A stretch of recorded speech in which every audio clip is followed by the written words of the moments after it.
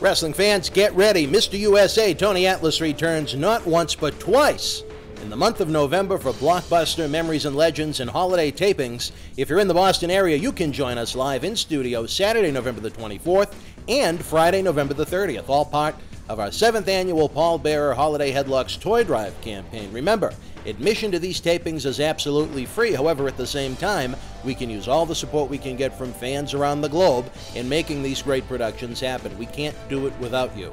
Hundreds of thousands of fans from around the globe have enjoyed Memories and Legends, but without your help, we run the risk of having to go dark. Visit BostonWrestling.com and use the Indiegogo link below to help fund these expensive productions for fans to enjoy for decades to come, with some great prizes for donors. Right now, the Hall of Famer Tony Atlas tells you why it's so important for these Memories and Legends tapings to take place. I think if we're able to ever get to a certain point with the assistance of the fans, Tony, I'm sure you'd be happy to come down every week if we could make it happen. Yes, I would. And first, I would like to thank you, Dan, and Boston Wrestling, because one thing that a lot of fans seem to forget, we ain't gonna be around forever.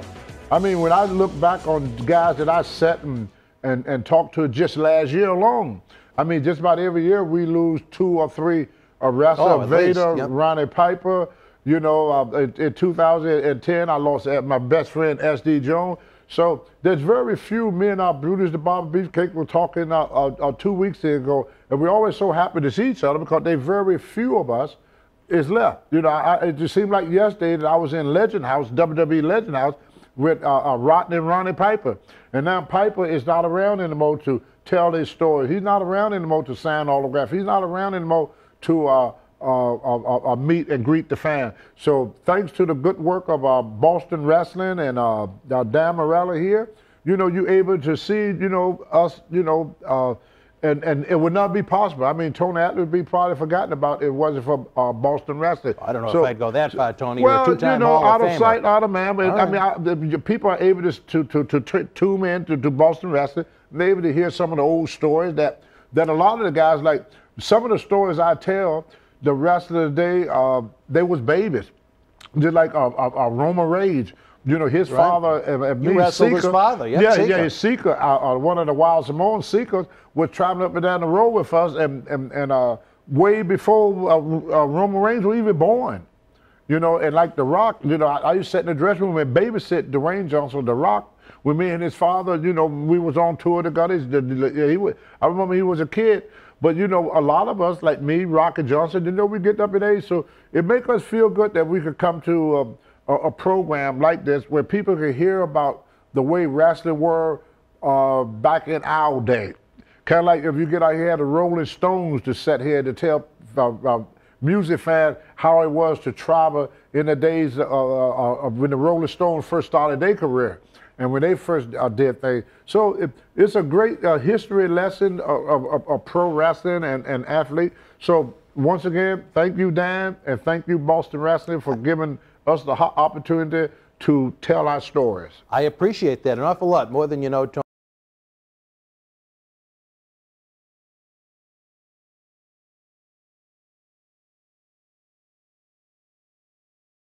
Wrestling fans around the corner, around the world, I'm Dan Marotti.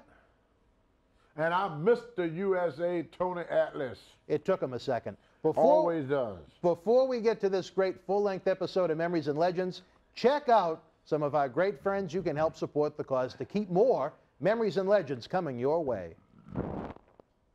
Infinity Key, a truly natural online language training experience. 25,000 minutes. That's what you'll need to invest. Invest 25,000 minutes with Infinity Key, and we'll build you a portfolio of language experiences designed to accelerate your personal progress. The coach will help you strike the right balance between passive acquisition and active application of your target language. InvestKey's algorithms and coaches guide you along the clearest, quickest path forward on your journey to fluency. Visit www.infinitykey.rocks for more information and follow Infinity Key on Facebook at facebook.com/InfinityKey. Wrestling fans, check out the brand new lapel pin from our friends at Crimson Mask. Inspired by Stone Cold Steve Austin and Vince McMahon, it's Bang 316. Only $8 each or 2 for $12. If you think it makes a great holiday gift, give me a hell yeah. Get yours today at crimsonmask.bigcartel.com. This is Mick Foley. This is Harley Race. This is Shelton Benjamin. This is Mr. Wonderful Paul Orndorff. This is the Monster Abyss. And this is Daniel Bryan. This is JBL, and you're watching the MWF. Be there live.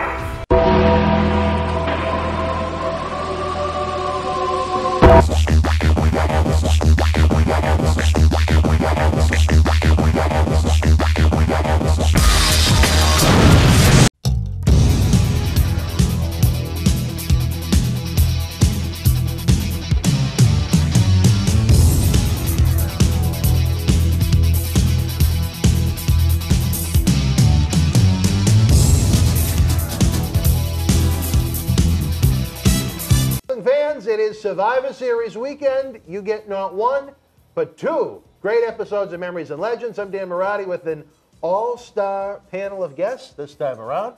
El Presidente himself, the man in the middle, the esteemed Dr. David Reese. Pleasure to have you back here, the first time since SummerSlam weekend. Yep. And of the far right, my partner in crime for this season of Memories and Legends. You know him as a 2-time Hall of Famer. I know him as... I'm still trying to find the words. Mr. USA, Tony Atlas. Yes, how Tony, y'all a pleasure doing? to have you back. Thank you. Nice to be back. It's a big weekend, a lot of tradition for WWE with Survivor Series out in Los Angeles. The NXT guys are lighting it up. But here in Memories and Legends, Dr. Reese, we had what you might call an explosive episode that you weren't here for, where we discussed Tony leaving WWF in 1986, a rough patch where he was used as an undercard, almost an enhancement guy for the top heels in the company. He went through Texas with World Class with the Von Erichs. There was a lot of turbulation, so to speak, in that company as they were starting to dwindle down and go out of business eventually. Puerto Rico, the murder of Bruiser Brody, trying to get a chance with the Savoldi company in the Northeast, but Vince McMahon squashed them before they could make a foothold. Ultimately, that was the demise of Tony Atlas. There was no more spotlight. And also in this episode, as we get to the point where Tony became homeless, we learned of abuse from his childhood. He didn't even include this in his book, apparently, because the publisher didn't want it. Apparently, when he was a young kid, he went with a group like Big Brothers, where a man went under the water after encouraging the kids to get naked and gave him fellatio in the pond. And he also had another issue later on that his brother saved him from, where he bashed a man with a tree branch. So that takes us to the present day, Dr. Reese. We're going to take a look at this superstar that was known around the world. Every newsstand you went to, back in the day when there were 15 wrestling magazines, you saw Tony Atlas's picture. A generation of fans that believed in this industry different than they do today. Everybody knew who Tony Atlas was. And then all of a sudden, on an August night, and a loss to Adrian Adonis at Madison Square Garden, he stormed out of the ring, and that was the end of that big WWF run for Mr. USA. That's right. I always describe, no matter where you are in the wrestling world, in my day, and especially not so much now, but back in the day, people got to realize we wrestled 7 days a week. And it was the promoter job to make sure that we did not get involved in anything else. Ole Anderson came to me one time, and he said he almost not got into business because they figured he was too old. And I said, well, how old were you old when you broke into business? He said, I was 24. So wrestling have been just like the military. You get them while they're young, before they get involved and know that they can make money doing something else. When I went for the Mr. USA title for the first time, Johnny Weaver and Tim Woods, who was Mr. Wrestling #1, Tim Woods, and he told me, he said, don't answer your phone. He said, the office gave you the day off. I said, go, yes. I said, they told me I could go to contact. They said, Tony, trust me, don't answer your phone. They're going to call you and tell you that somebody ain't going to make it, and they're going to need you to make the show. He said they've done it to Superstar Billy Graham. They did it to a lot of guys. They were so afraid that once they want us to believe that the only way we could make it is with wrestling, no other way. This is all we had. So they want us to put our 110% into wrestling. The problem was, in the older days, a wrestler could go from being a wrestler to a manager to a referee And if he still was physically in good shape, he could put on a mask and go wrestle in Canada or Japan. Once you have, I wrestled a guy that was in his 50s and 60s. Kowalski wrestled all up till he was in his 70s. But then what ended up happening when Vince Jr. took over, there was no territories to go to. There was no other position to fulfill. So imagine a guy being locked away in penitentiary for, let's say, 20 years and had no contact whatsoever with the outside world. And then you turn him loose. That's a wrestler. That's why, if you ever notice, all the suicide, all the drug overdose did not happen during their time as a wrestler. Very few. It happened, very few. It happened after their career. Because here you take this person that become a professional wrestler when he's 20 years old. Now he's in his 40s. And if he didn't save his money, and he ain't got no money saved up or nothing, what is he going to do now? You have to, when my first job in Maine, I worked for a place called Precision Building. It was a construction company. And I had to dig a ditch to put a drain around the house so the water wouldn't drain into the basement. And a little kid came up with my picture and told his mom, "That's Tony Atlas." And she said, "Why would Tony Atlas be digging a ditch around my house?" See, it's hard for these guys to go get regular jobs. People know who they are. Can you imagine John Cena bagging your groceries? Can you imagine Undertaker driving a cab? Well, these were the talent, this was the ability these guys was left with. They're either going to be cab drivers or they're going to be bagging clothes or somewhere. They couldn't even walk in and get a high position. They have no skills outside the industry. No skill outside the ring. Now, inside that ring, that wrestler can make you thousands of dollars inside the ring. Outside the ring, we were pretty much useless in the real world. And luckily for me, I met my wife, and with the help of the Lewiston and Orndorff Police Department, I was able to get myself back into society. And I even was on a suicide watch for many, many years. I tried to commit suicide. I cut this away. See that scar, Doc? Oh, yeah. That was my attempt of doing it. Then I tried assassination by police. I tried to get the police to shoot me, and they wouldn't do it. Well, let's get to that point in a little bit. I want to try and, frame by frame almost, try and see how we get to this point. Dr. Reese, you work with a lot of professional athletes. What is it like for someone in Tony's predicament? Let's go back to August of 1986. Right. He may not be a top guy in WWF anymore, but he's working with the biggest wrestling organization in the world, traveling the globe, recognized everywhere, loved by all the fans. Making money. Snap of the fingers. Yeah. Oh. After the match with Adrian Adonis, he gets pissed, he storms to the back, and we don't see Tony Atlas again in WWF for several years. What is it like for an athlete in that position to be one of the elite? And then all of a sudden, I've used the analogy before, you be in a position where you have your action figure in Walmart, then all of a sudden maybe you're in a position where you need to have a job at Walmart. Yeah. Yeah, it can be devastating. And not only at the pro level, even at the college level, where it may not be that famous, nationally, but locally, but the men, women, and women's sports, suddenly they lose their identity. They lose who they are.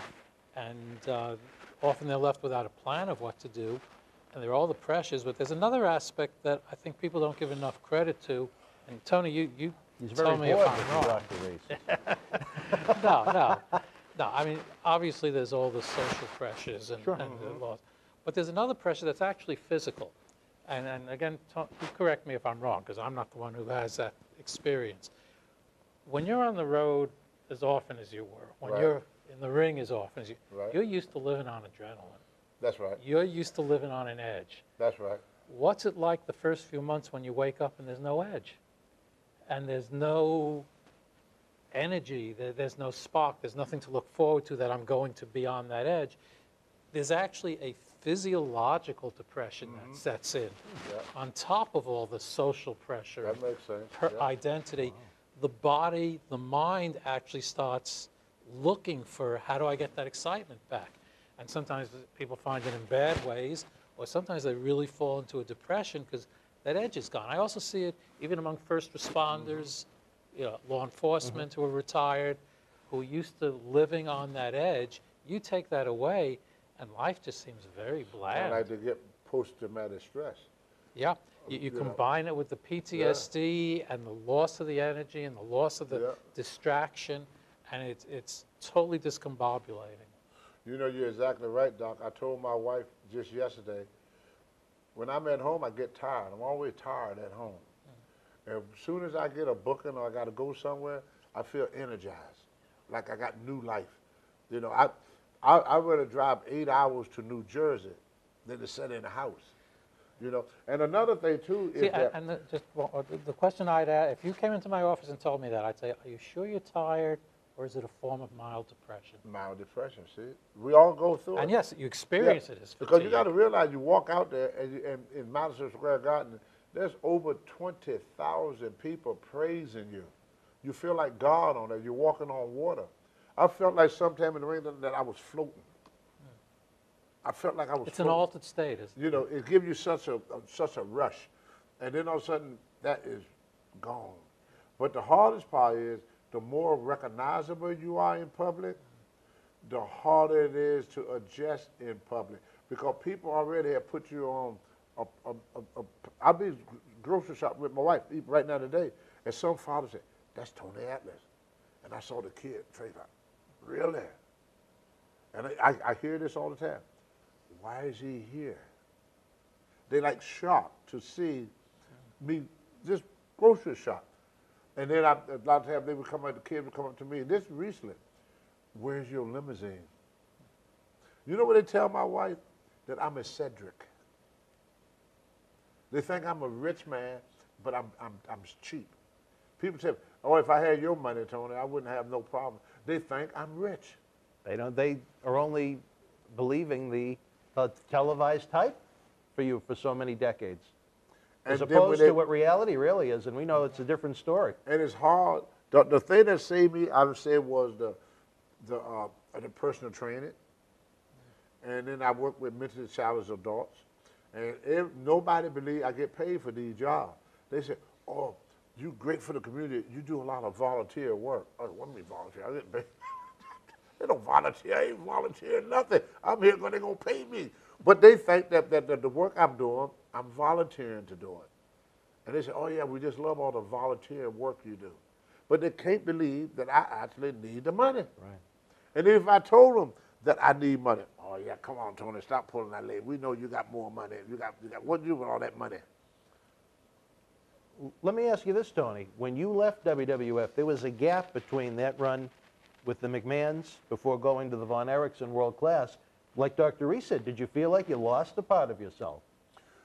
Well, but see, were you angry? Were you bitter? But not right began? then and there. I really lost myself when Vince bought the territory. There was nowhere to go. That's what did it for us, guys. See, we always knew we could find another place to go. Did you have a plan when you left WWF in '86? What you were going to do next? Yeah, I went to World Class. I was at Puerto Rico when Brody got stabbed. Then I came up. How I got to Maine, I came to work for ICW. Right. So, and they still had WCW. They had ECW. Memphis was still going at that time, and they still had Japan. So we still have options. But what Vince did, he took away all the options. They were dwindling at that point. Right. It was the tail end of it, but there were still some options out there. But I would have stayed in Puerto Rico if it hadn't been for the stab and death of Bruiser Brody. And then I had planned to go to Japan and other places during that time too. And also I did some bodyguard work with, I bodyguarded the rank with Liza Minnelli and Cheetah Rivera. Wow.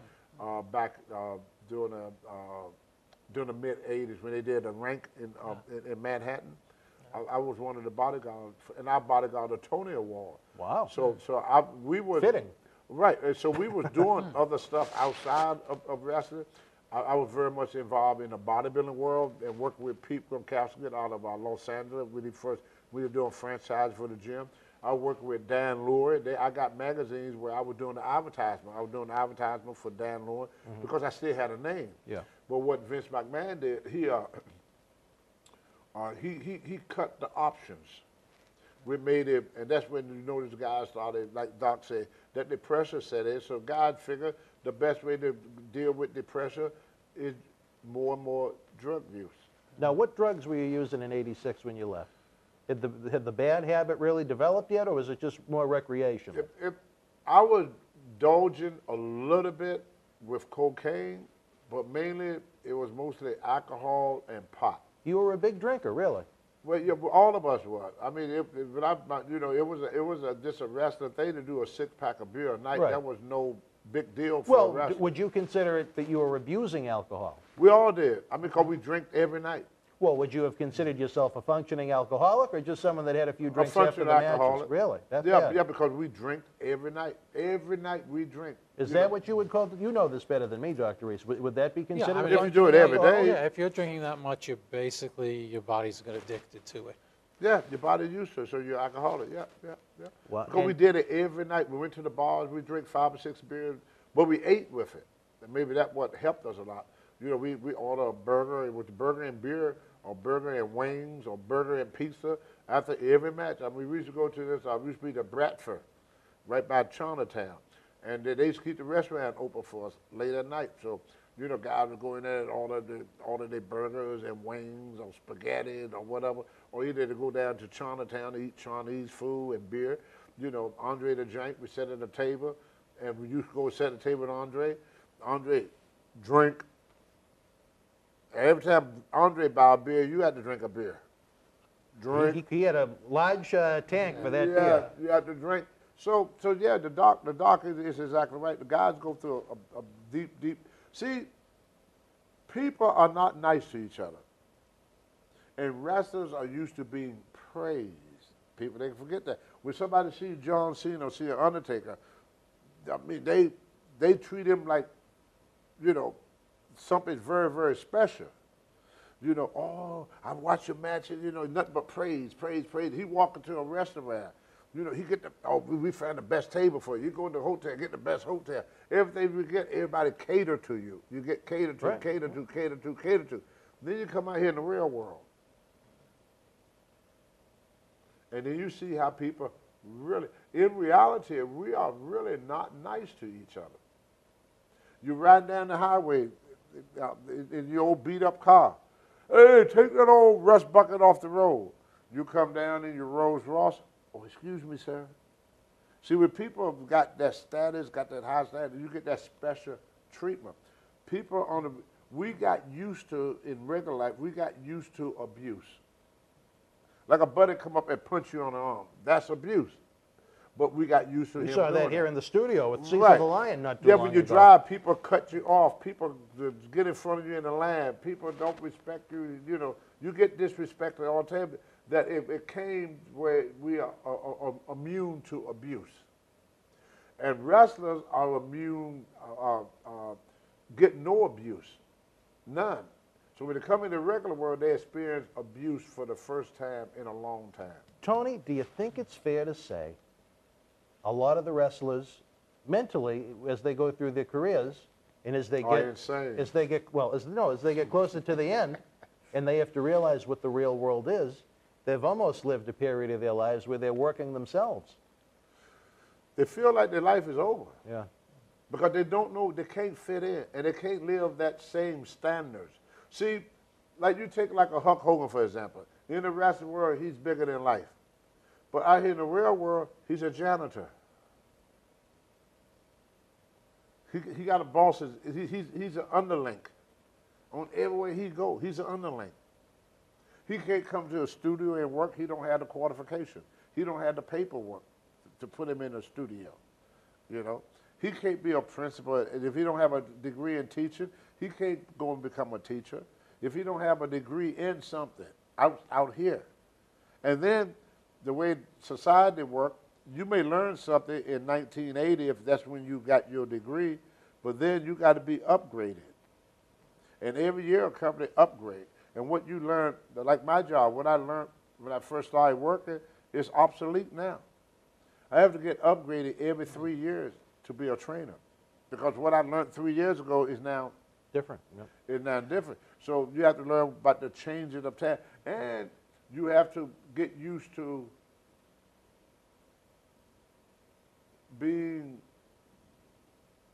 putting in a lot of hours for less money. Right. That's the thing. And going back to what actually both of you mentioned a bit before, and again, you know more than I do, but a lot of the people who go into sports are looking to get away from bad backgrounds. That's right. Or abuse, or That's trauma. Right. That's right. And the spotlight, the fame That's is right. an escape. That's right. And then just as you say, that goes away and suddenly you're being abused. What does it do? It takes you right back to when you were 7, 8, 9, 12, and you were being abused, and all that crap comes back up. That comes back. And But you feel like it's worse because you had a taste of the good life. Right. At first, you wasn't used to it. It didn't bother you at first. You didn't realize. Because you didn't realize there was anything other than what it were. But then when you come back to it, then you started, it's harder to handle as an adult than it is as before you start your career. And that's why you just recently, Jerry the King Lawler's son, you know, with Kurt Von Erck, perfect example. He only going to be going to jail for a couple of hours. He couldn't do that. You know, the idea of him being locked up and being a Von Erck Overwhelmed him. It overran him. He could not handle the fact that there's a lot of wrestlers like that. You know, most of the guys, you know, they end up committing either suicide or they end up being you know, heavily involved in drugs. And eventually take their own life. Dr. Reese, let me ask you this. If Tony came to you in 1986 and described to you what was going on, what words of wisdom maybe would you have shared with him to try and maybe send him in a more positive direction than he was heading? Of course, everybody's an individual, but in general, would be two things. One would be to find something you can do now that's meaningful. That you could do. And that also has some excitement to it, because you need that excitement. Yeah. And the other would be, on a quieter level, to go back and rework some of the past abuse that was haunting you and that was shoved underneath when you had all the other trappings. Yeah. And to try to just come to terms with that in a different way. All right, I hear that music playing right now in the back room. Right now, why don't we take a brief time out? When we come back, we're going to talk more about Tony Atlas's post-WWF run, where it took him, and how he rebuilt himself. It's a very fascinating story. Folks, stand by. WWE invades Los Angeles for Survivor Series weekend with 3 massive events. First, it's NXT TakeOver War Games, featuring NXT champion Tommaso Ciampa, the Undisputed Era, and more. Then on the heels of Survivor Series, it's Monday Night Raw on November 19th with Ronda Rousey and Braun Strowman, followed by WWE SmackDown Live on November 20th, featuring AJ Styles, Daniel Bryan, Charlotte Flair, and many more. 3 nights of live television, all at the Staples Center. Combo and single event tickets are available.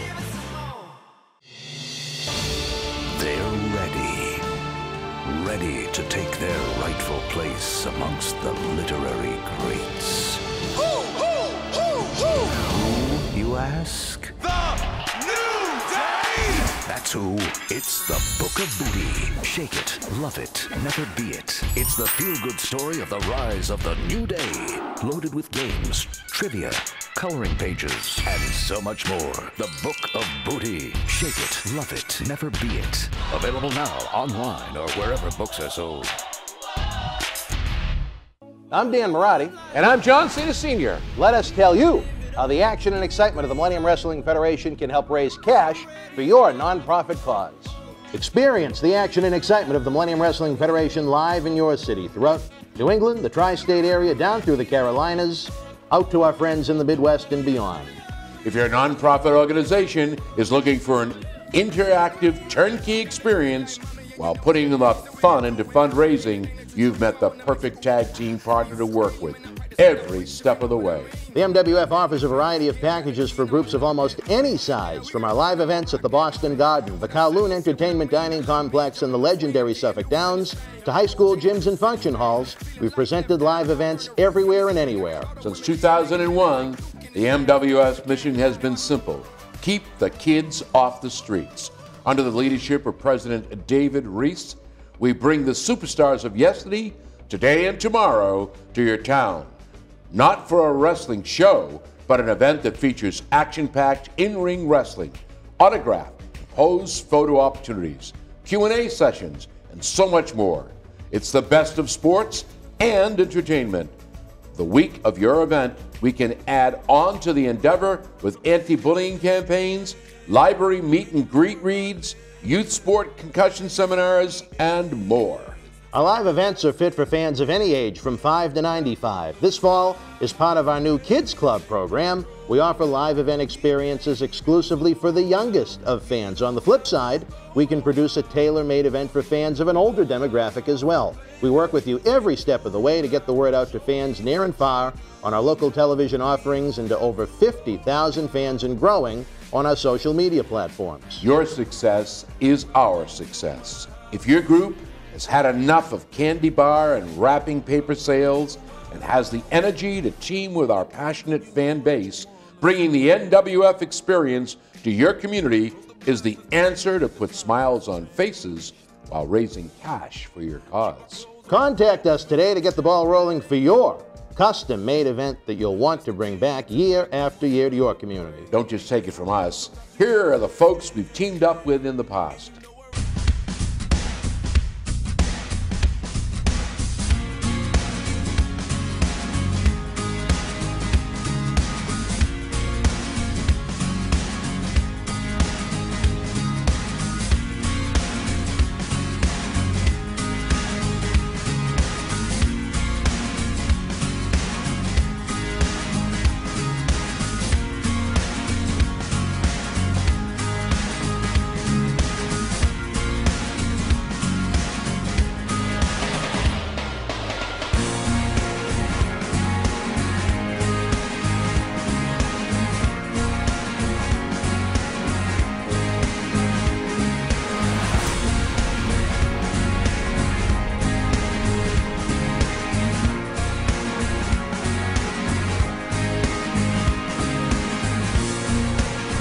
Wrestling fans, welcome back to Memories and Legends. Survivor Series weekend, I tell you, this is a happening in the world of professional wrestling, and more fans are enjoying this man's story here on this very program. Dr. Reese, the demise of Tony, it's a very sad story. We go to 1988, 2 years now removed from his WWF run. He's a top talent in Puerto Rico, making fairly good money from what I understand. And he witnesses the murder of Bruiser Brody in the locker room, a witness to it. We did a whole episode on Bruiser that you can check out in the archives of the show. We're not going to go there, but how do you think that affected a man that was already in a downward spiral, watching his friend be brutally murdered? Yeah, I mean, obviously it's devastating, and it just brings reality, mortality, and evil right into your face, and you have to deal with that. And the fantasy's gone, and suddenly you're dealing with a life that isn't what you wanted it to be. I mean, correct me if I'm wrong. Well, that was not the first murder I witnessed. No. See, in my neighborhood, when I was a kid, when you raise up black, that's every day. I mean, they were everyday murders. I saw bodies just about every other Really? day. Oh yeah, it was not unusual for me to see dead bodies. I even saw a lynching. Really? Yeah, remember they didn't outlaw lynching in America until 1968. Yeah. See, a lot of this stuff went on in the 60s. You know, the people would just come down the street, they get some guy, the next morning us kids out playing, guy, and you know, we see the fire that was burning, and then some guys hanging from the tree. We used to run home and my mother, y'all stay out them woods, y'all stay out them woods. You know, we went up, we called Henry Street in Roanoke, the 8 yard. Mm-hmm. Like, I saw Buck Nelson get shot in the mouth. Harold Runner, I see him get shot 5 times. He got out the hospital before the guy that shot him there because the adrenaline was gone so much. He just beat the guy and he went to the hospital. But I see people get shot and stabbed and killed. I saw the first guy that I saw get killed, I was probably about 5 or 6 years old. Wow. And they were shooting dice. Yeah. They were shooting dice. And this guy dropped like a 10 cents or 5 cents on the ground. The other guy put his foot on top of it. The guy said, take your foot off my money. He said, my foot is not on your money. And he left and said, I'll be back. He came back and shot the guy for 5 cents. And we asked him later, you know, my dad and them asked him, why you shoot the guy? He said, where's the money with the principal? So it's like that now. You go to certain neighborhoods in America, not in Germany or Russia or anywhere, right here in good old USA, if you say the wrong thing to the wrong person, you get shot. I saw on TV the other day, in Florida, they got that stand your ground law. One guy came up and pushed the other guy. The guy fell down, reached his pocket, pulled out a gun, shot the guy just like that. Wow. Well, Tony, do you recall having any sort of bad reaction to what you saw? You were already in bad shape to begin with, but after the Brody situation, when you had to flee Puerto Rico because you were in danger, what was life like in the aftermath of that? And did it take you back to those old days? Yeah, it did. In a way, and the only thing that I could think about, Tony, you need to get out of here. You need to get out of here, because normally if a person would blatantly kill another person in front of hundreds of witnesses and with no fear of repercussion, no fear whatsoever of repercussion. So that kind of tell you where you at in this situation, you know. He could do that to you. There was nothing done to him then. It probably, you know, and if he had killed me, there would have been nothing done about my killing either. So I knew exactly what type of situation I was in, so I got out of there, you know. But from my childhood, we walk to school, we see a body. It was not unusual to see a body. And you go to any black neighborhood right now today, it won't be unusual to see a kid run up on the body. Me and Mark Henry in 2010, we was somewhere. It was coming from the restaurant that was across the street. And this little kid recognized Mark Henry. And he go, can I get your autograph, Mark Henry? So Mark Henry, a nice guy. He go to sign the kid autograph. Then we hear bang, bang, bang, bang, bang. Me and Mark, we kind of jump like this. The kid never moved. Wow. Jeez. See, the only thing that excites us is what is new in our lives. We becoming more and more immune to things. It don't have the same benefit. I remember I believe it was the 60s, these guys bombed this church, killed 4 black girls. 4. Birmingham. 4. The whole country was outraged. The whole country. Sandy Hook, only those that had kids that go there was outraged.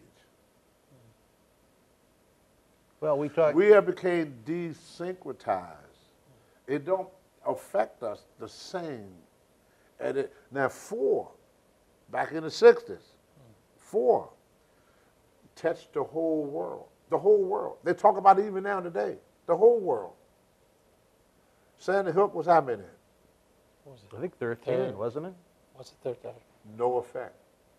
Well, it's just the shootings happen so quickly. It's like it's on to the next one. We become desyncretized to the pain of others. Yeah. It's not my son. It's not my daughter.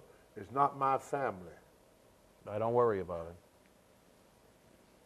All right, Tony. Back. Even, not to get in politics, even in politics, if this guy is a Republican and he does it, I voted for him, it's okay. This guy's a Democrat, he do the same thing. Like I sit and listen to the news all the time. Fake news. It wasn't fake when it was about Hillary. It's never fake when it's about the opponent. It's only fake when it's about the person that called it fake. That's what we get desyncretized, right, where our team could do it. But I watched the Patriot game last night. I saw pass interference. But because they were the Patriots, that's my team now, they let it go. If that other team had done that, they would have called it on them. All right, Tony. That's it. We pay favoritism to people that, I learned in wrestling, if people like you, you cannot do no wrong. If they like you. If they dislike you, you cannot do no right. And that's where I've learned to deal with things. That the world is the way the world is going to be. We're not going to change it. But I believe that a pond is filled one drop at a time. And I don't That's a good way to put it. That one person cannot make a difference. One person can make a difference. You know, and I believe that we need to become more. What's going to bring us together as a nation is when we start loving the country as a whole, not as a group. I like this group, but I don't like this group. I like this person, but I don't like this person. We have to say, He's an American just like me. If he failed, my country failed too. If he succeeds, my country succeeds too. That's a good way to put it, Tony. You know. But after the murder, Puerto Rico, you don't want to go back. Time in world class came to an end. You put all the chips into what the Savoldis were trying to do with the ICW, and that was ultimately a failure because WWF stomped it into the ground before it ever got a foothold. You're in Maine getting ready to work what you thought was a regular territory with ICW, then the shows evaporated. Tony Atlas is in Maine, no money, nowhere to live. Take us there. Well, I ended up homeless. I couldn't find a job because every time I put an application, they say, well, they fill out this application. I fill out the application. They say, previous job, wrestler.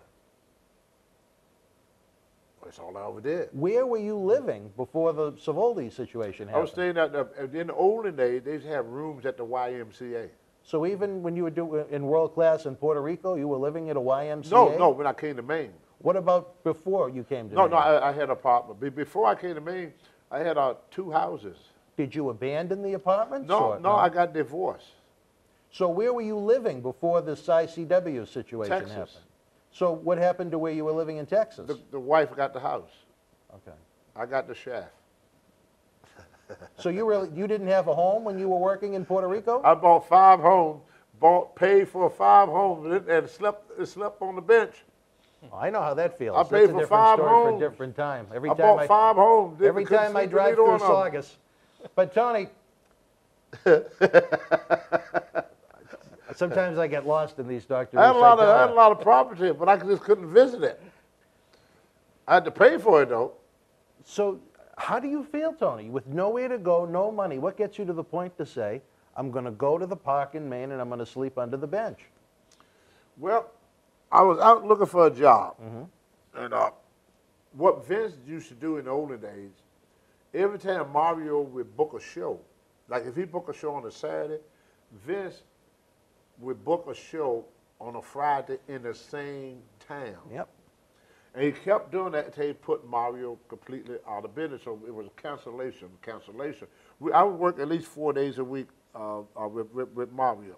And Mario had me on a guarantee of $1,500 or $75,000 a year contract. Pretty good for a guarantee. It wasn't bad. It wasn't bad, but it wasn't. Wasn't WWF, but right. Right. But he said that is good money because everything in Maine, the average apartment in Maine at that time was only like $250 for an apartment. You know, if you got a $500 a month apartment, that was a luxury. 3-bedroom. It was a pretty good size apartment. So I figured that something would give for me because you got to remember during that time, there were still other territories. All the territory was not gone, so wrestlers only had a belief that they could go somewhere else. I figured I would get me a deal in Japan or something of that nature. But my biggest mistake that I made was Ole Anderson called me first and wanted me to come down to WCW to work with Ric Flair. Mario Savoldi found out about it, so he told Vince about it. Vince called me to the office and gave me the Saba Simba gimmick. We'll get there. I want to backtrack to when everything was starting to fall apart for you. How did you wind up living in the park? Well, I was out looking for a job one day, and I had a room at the YMCA. And okay. But because I was out of work for so long. Didn't have any money. Yeah, I didn't have the money to pay. It was only $120 a month. Wow. And I didn't have it. A year earlier, I had $1.5 million in the bank. Wow. 1 year earlier. I went from having $1.5 million in cash. If you add my assets, about $3 million. So I went from having $3 million to not even having $50. So it's a situation where... See, we didn't invest our money in nothing. Right. We just put it in the bank. That was it. It was different then. We didn't know. We didn't know nothing about stocks. We didn't know nothing about 401k, putting into gold or the silver. We didn't invest it. So in just a short period of time, it was out at WWF, dwindling territories, dried up opportunities. Then you have a divorce from your wife, takes over your house and your assets. The murder of Bruiser Brody. Then you're out of money in the middle of Maine. Yeah. in the winter. And you thought about giving up? Yep, I tried to commit suicide several times. Really? Yeah, that's why I got involved with drugs, because anybody that do harsh drugs, they want to die. Right. Life don't mean nothing to you anymore. You want to die, but you want to die happy, so you do the drugs. And that's why so many wrestlers die at such a young age, because they keep doing it because it ease the pain. It takes you out of reality. You don't feel it no more. And then it got to the place when you get involved, especially when you get involved with crack cocaine or heroin or something like that. What happens to you that nothing means nothing no more. Your mom don't mean nothing to you. Your boyfriend don't mean nothing to you. Your girlfriend don't mean nothing to you. You don't mean nothing to you. But the only thing that means anything to you is that drug. That is it. And this really is a great story for the fans watching at home that may be in similar spots as Tony. That's why I really want to try and pinpoint some of these. Once you get involved with heavy drugs like heroin, opium, cocaine, methamphetamine, you become a slave to the drug. And that's what happened to you. You would become a slave to it. If I came up to you, you was on meth or heroin, any drug, and I said, look, I got $5 worth of cocaine here, $5 worth, street value. It's yours, but give me one of your eyeballs. Really? Without even thinking about it. Really? I'll tell you a scary story. Right. And I told this to the police department. There was this girl named Angie. She was 16 years old. I'm even doing in my bad days, I try to get her off the street.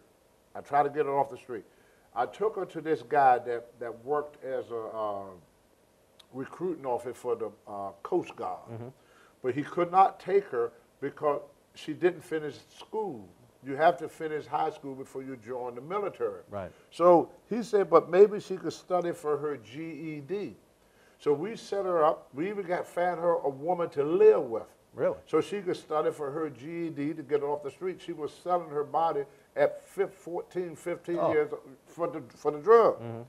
So one night, she couldn't take it no more. I guess the old lady that was watching her, that didn't watch her, she snuck out the house. She went down to what they call Knox Street up in Lewiston. And the police was watching the house because they were getting ready to bust the dealer. They saw her coming out of the place. So they followed her because they knew she got drugs. So when the police, what they used to do, so they could hide it from the police, they would swallow the bags. But when the police came in, they searched her, they searched the house, they couldn't find a drug. So the people that gave her the money, that put in the money to get the drugs with her, they asked her where were the drugs. She said, I swallowed them. It was in a plastic bag. So then they stuck their finger down her throat to try to get her to throw up, but she hadn't eaten nothing all day, so they wouldn't come up. They gave her X-Lax, and they tried to get her to pass it that way. Wouldn't come up. This is a true story now. So she wanted to get a hit. She went in the kitchen herself, and she got a knife. And she let them open her stomach up to get the drugs out of her stomach. And they sat there and done the drugs that night. Later on that night, when she came down off of the drug, she died.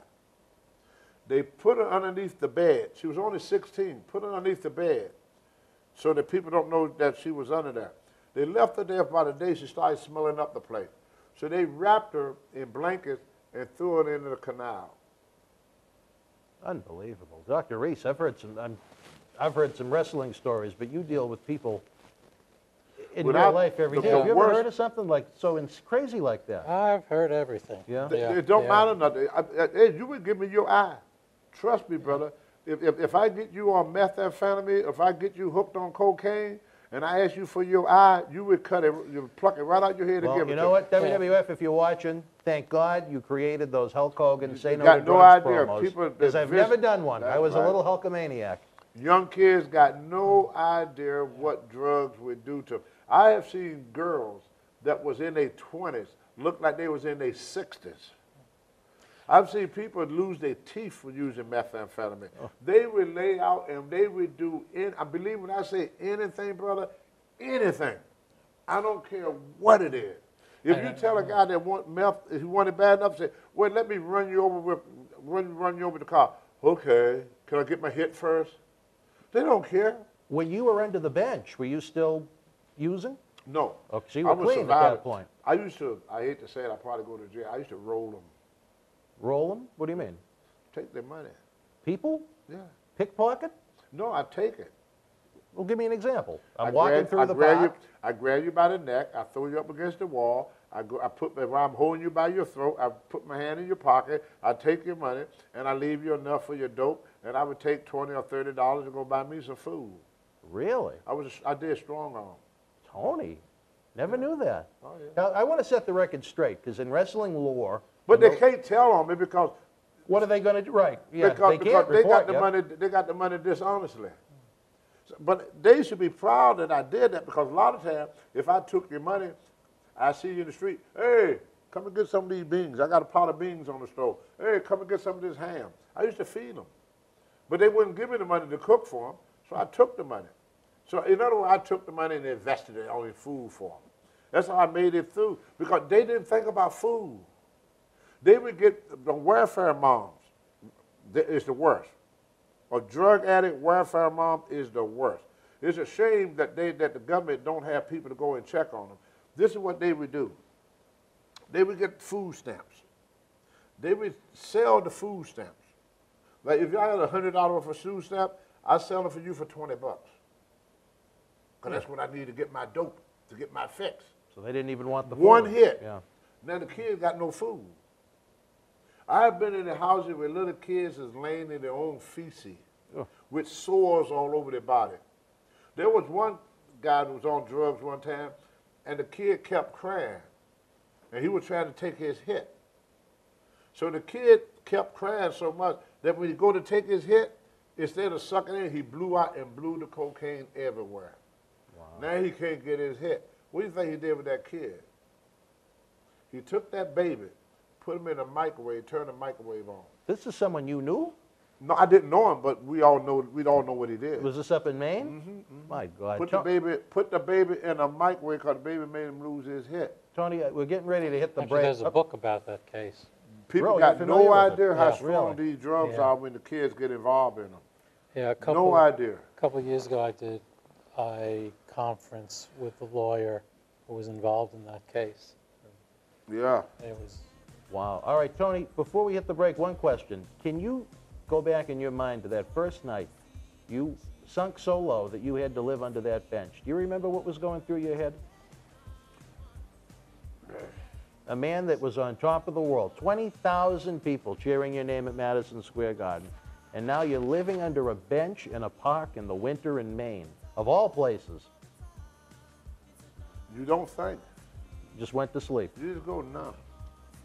And you wait for the end. You just go numb and you wait for the end. You figure this is it. You were ready to die. Yeah. Really? Life don't mean nothing to you anymore. It's an altered state. You don't have a life.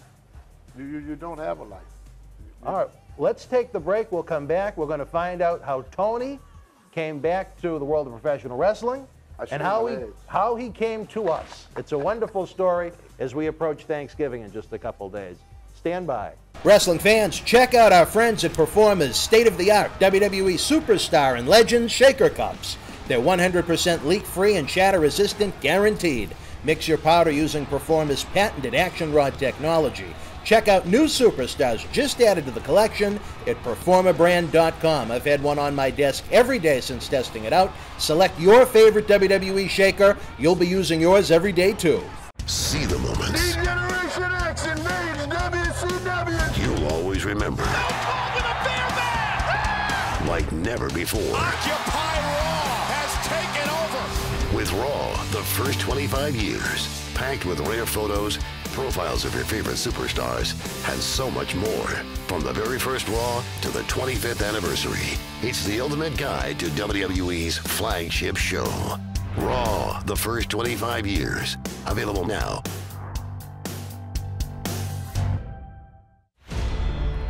It's the biggest event in live entertainment. Welcome to WrestleMania! But it doesn't come together overnight. Now, we've chronicled the journey of this incredible in-depth look at the year-long life cycle of WWE's biggest event. Go behind the scenes and get the inside stories straight from some of WWE's biggest superstars with exclusive candid interviews you won't find anywhere else. Creating the Mania, an inside look at how WrestleMania comes to life. Available now.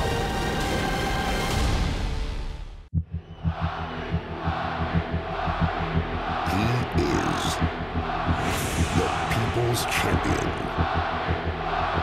the Brahma Bull, the Great One.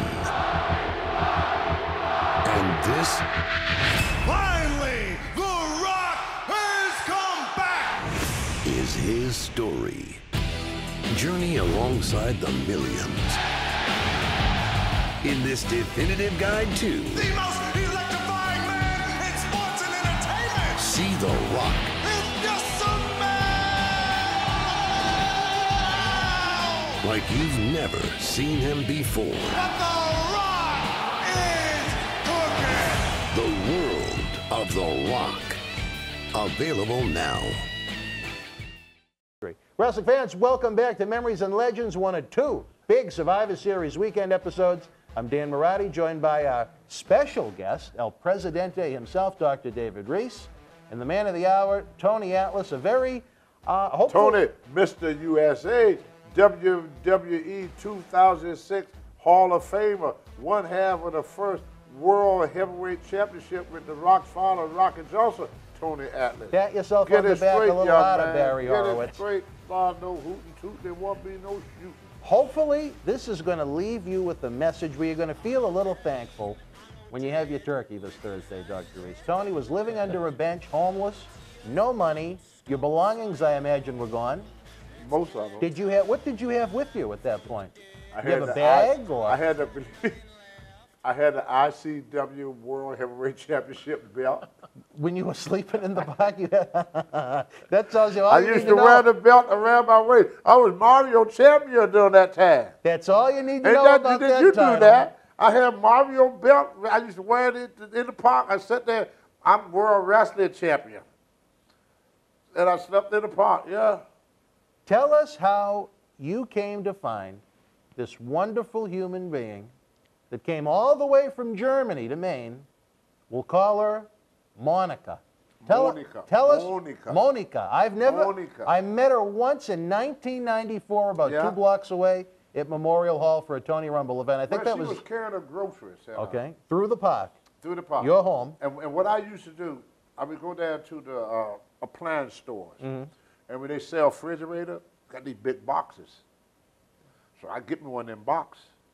And what I did, you put clothes up around it, and then you put snow on top of it, all the way around it. Yeah, you make it like a little house. So it'd be about this big, the whole thing about this big. So you made yourself like a little igloo? Yeah, and you curl up in it. Really? And then like if you find clothes, when you saw me, when I became homeless, I was 286 pounds when I became homeless. I had dropped down all the way to 218 pounds. Wow. But when you saw me, I looked like I weighed 300 pounds. Because the way homeless people do, you wear what you find. Like if I got a pair of pants and I found another pair of pants, I put them on over top of that pair. Really? And that's what, because if I take it off, somebody take them. So everything we found, we kept with us. You see, sometimes they would push a cot. All their belongings in that cot because you got no place to put nothing. So everywhere you go, your stuff goes with you.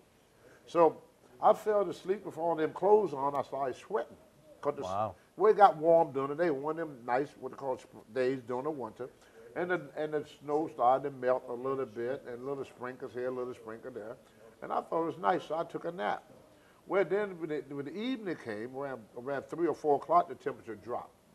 It could go from being 36 down in Maine to below 0. So this lady came through, she was carrying these 2 bags, and she saw this pile of snow.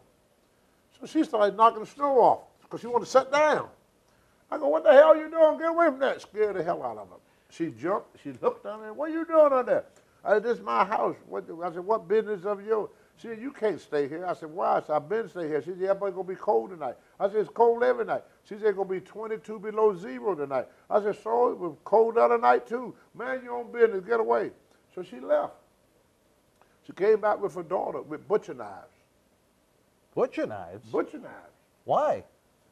I was frozen in the ice. I didn't know it. You was in the little igloo that you made? I was frozen to the ground. I was stuck to the ground. I tried to get up. I couldn't get up.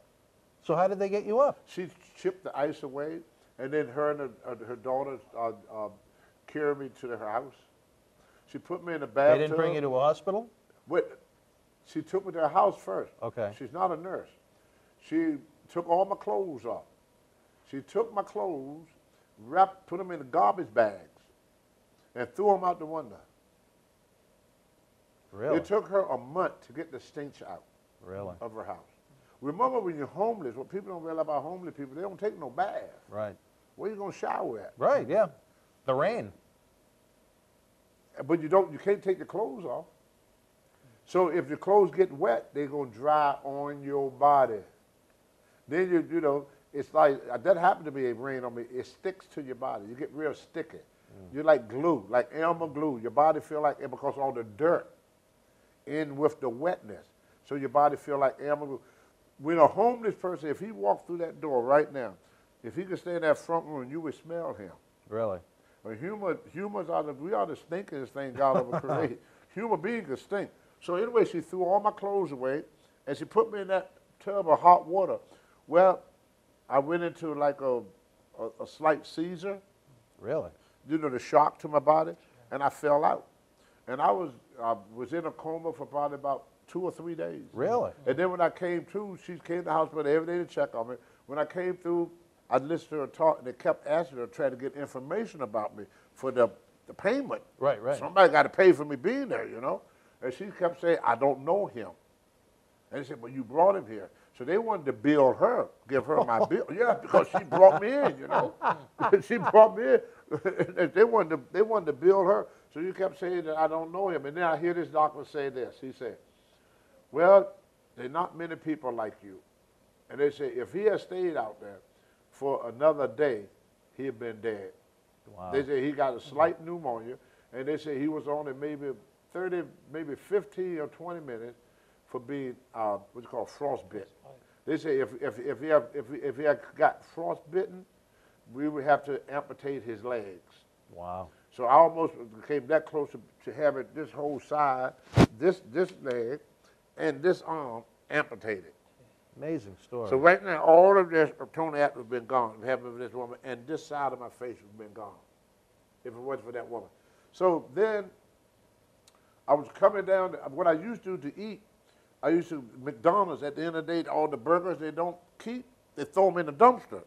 So I knew what time to close. So I go climb into the dumpster and pull boxes on top of me so they can't see me. And when they throw them hamburgers in, I grab them hamburgers out of the dumpster. One day a guy saw me coming out the dumpster, they put a lock on it. So then, after she took me in, I was with Monica for probably about 6 months. And every time this policeman would see me, try to talk to me. Well, I knew all the crooks and crannies, you know, I dodged him and got away from him. So one day, I'm in this convenience store with Monica. She said, "Oh, I finally caught you." I said, "For what?" I said, "I ain't did nothing." He said, "No, you're not in no trouble, you're not in trouble." I said, "What do you want me for?" Because, you know, cop coming to me, I got to be in some trouble. He said, "Did you ever hear of Vince McMahon?" I go, "Yeah, I used to work for him." They said, "Yeah, we know who you are." And they said, "Well, he been trying to get a hold of you." So he called the police station. And they asked, they said, I said, "Well, I don't have a phone." So he said, "You could use my phone." So I used his phone to call Vince. Wow. And that's how I became Saba Simba. Well, that's a whole episode we're going to dive into. But Tony, how did the romance blossom between you and Monica? We got married. Been married for 30 years. How long did it take you to get married? 6 months. Really? Was there romance right away? Did it take a little while to blossom? I had been to every state in the United States. I've been to every country in the world with the exception of China, Russia, and Korea are the only places on this planet. I've been to the Philippines, I've been to Japan, I've been to Australia, I've been all over Europe, all over Asia, I've been to Iraq, I've been to Kuwait, I've been to Egypt, I've been to Morocco, I've been to just about every place in Africa. And I met 3 women in my life, 3, that really cared about me. my grandmother, my mom, and Monica. A guardian angel. She's the third woman that I have met since I've been on this planet that cared about nothing but me. Not what I represent, not the way I look, just me. And Nothing else. almost 30 years now you've been married? Been over almost 30 years. Wow. And September the 16th is going to be her birthday. She's going to be 77 years old. Tony. And if Beyonce come in here right now and say, Tony, if you leave your wife, I'll marry you and give you all my fortune, I'll tell her get lost. You love that woman. I love that woman. She took you in when no one else wanted you. The first and only Caucasian woman I've ever been with in my life. Her mother is Jewish. Her father is German. And my wife got a story, too. I tried to get her to come down here sometime. We'd love to have her My on. wife was so afraid to talk about her Jewish part of her family. Here in America now, not in Germany, here. She was so afraid that I never knew that until probably about 2 or 3 years ago. I thought she was just pure German, but she's part Jewish. Wow. But she would not speak of it. Even to you? Even to me. Wow. All right, Tony, well. And I tell you something, she said that every American should listen to. What my wife said. I said, what is different between German people and American people? She said, German people complain when something is wrong. American people just complain. Well. Nothing got to be wrong. And that was before the days of Twitter, right? Yeah, there's nothing. In other words, we don't need nothing to complain about. We just want to complain just because we could do it. But she said in Germany, something has to be wrong before they complain about it. In America, we don't need for anything to be wrong. We just wake up in a bad mood. Dr. Reese, I have to ask you, what a story.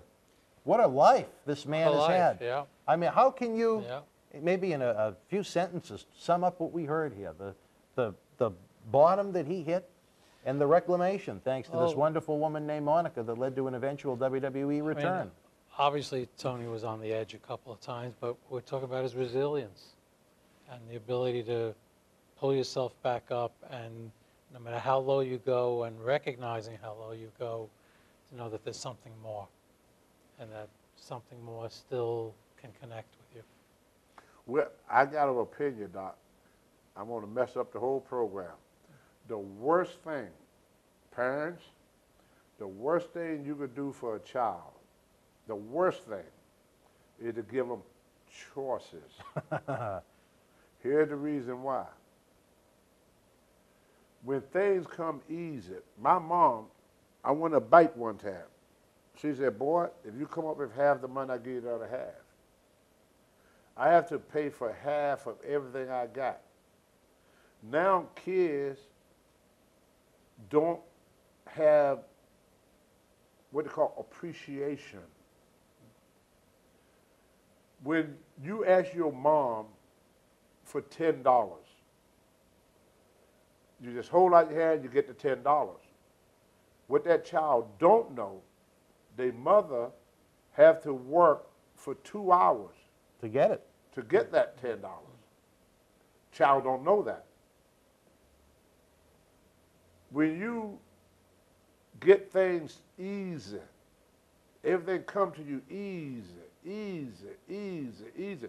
Then all of a sudden, a thing happens to you that happens to every human. You grow up. You get out in the real world for the first time in your life.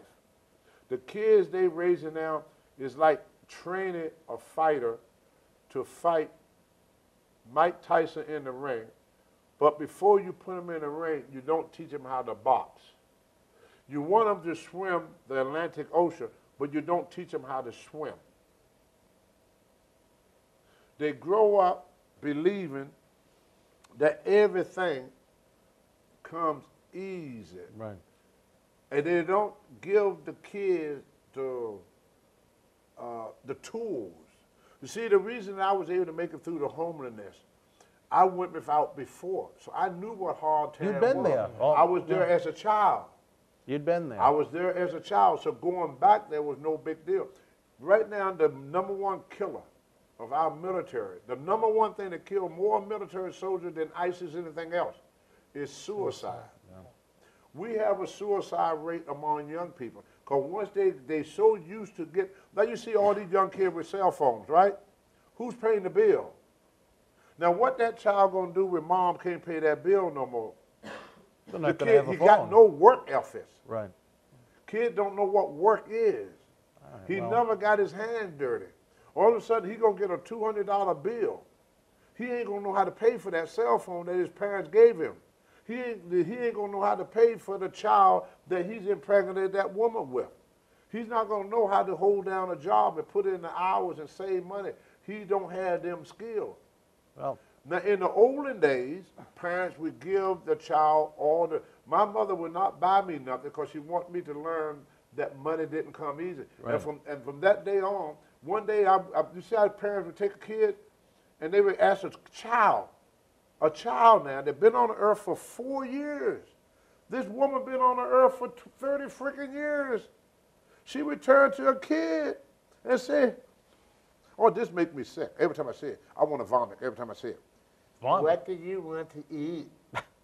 Just like that. I want to go over there and choke her. Do your freaking job. Teach that kid what he should and what they shouldn't eat. You don't let a kid make a decision. He's not paying for it. All right, well. When a mother allows a child to make a decision with her money, she's not a mom. She's a caretaker. A mom teach a child right from wrong, so that child had good skills when they grow up. That's why these kids get pissed off and grab a gun and shoot the other kids, because somebody say no to that little brat for the first time in their life. Well, like we're really drifting away from the. Well, the no, topic it's at all hand. the same. This how come I made it through. All right. This Let's is the get it through, stuff brother. that I learned that helped me to make it through. Like for example, my first date. Yeah. Chaperone. Yeah, chaperone. My mother would put green beans on the table, fried chicken on a platter in the center. The pie is in the kitchen. You want a piece of chicken? You eat them green beans. I said, Mom, I don't like green beans. Then you ain't hungry then. She take them green beans and wrap them green beans up, put them in the refrigerator. You're gonna have them tomorrow. You had the beans before the good stuff. She's not gonna be your servant. Well, you know, there's a lot of fact in that. But Dr. Reese, there's a lot of folks that are watching. Old school. That have hit hard times in their life. Kids supposed to respect their parents. Kids supposed to do what their parents say. Parents is not supposed to do what a child says. Your mom ain't supposed to ask you what you want to eat. You're supposed to eat what she worked the game for you. She worked hard for that food. You eat that food. What good kind of wisdom? If you don't like what your mom fixes, go to work and buy your own Tony, food. We get it. We get it, Tony. We get it. What kind of words of wisdom could you share with someone that have hit hard times like Tony? Has someone that are going through it right now and that we want to see turn out like Tony, a success story in the end? Well, just to make it real quick and without getting very technical, and just to really play off of what Tony's saying, you know the biggest lie that kids are ever told? And so they lived happily ever after. A lot of truth to that. You know, in the old days when we'd read a story like that, that was a fantasy that you lived up to. Now too many people expect that they'll live happily ever after. Yeah. And it's something you got to work for and earn. Yeah. And no matter how low you get, to realize there's a way back up. That's right. And that it's not that it's just going to be there for you. That it's not just that if you do the right things, you'll live happily ever after. That's right. It's that it's a constant struggle. That's right. And what I tell people is, yeah, maybe you'll live happily ever after, but first you got to put on your boots and wade through the crap, and there's a long way to go. That's right. And Tony, as well, you hear the music, we're running out of time now.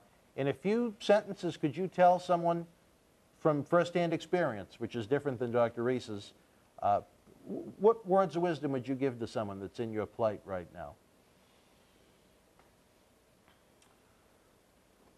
Why gain the world and lose your soul? The law helped those who help themselves. God said, you make one step, I make two.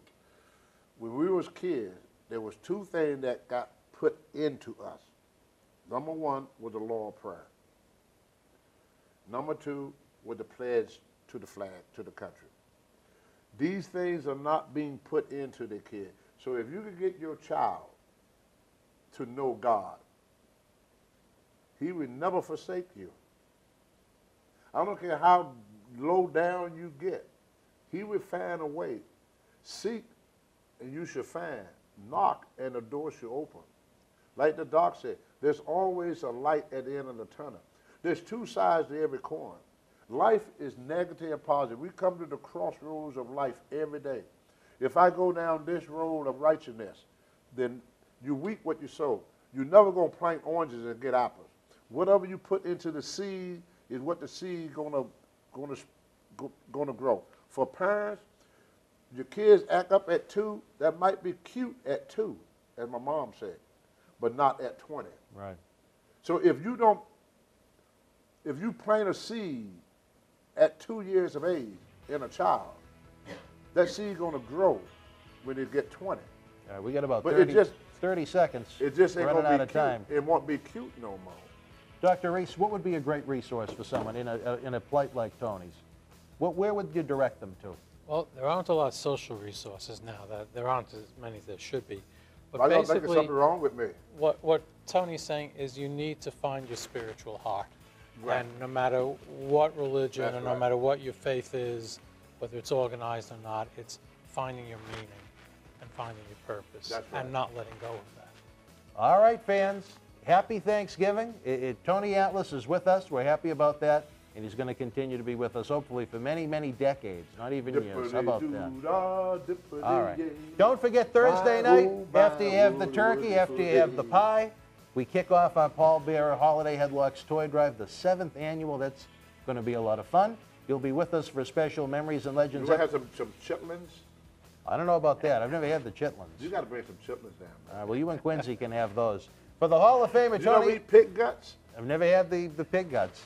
You don't know what you missed. All right, well, hopefully I won't. What about Madongo? No, none of that either. For the Hall of Famer, Tony Atlas, Dr. David Reese, I'm Dan Menudo? Marani. Yeah, Menudo? No.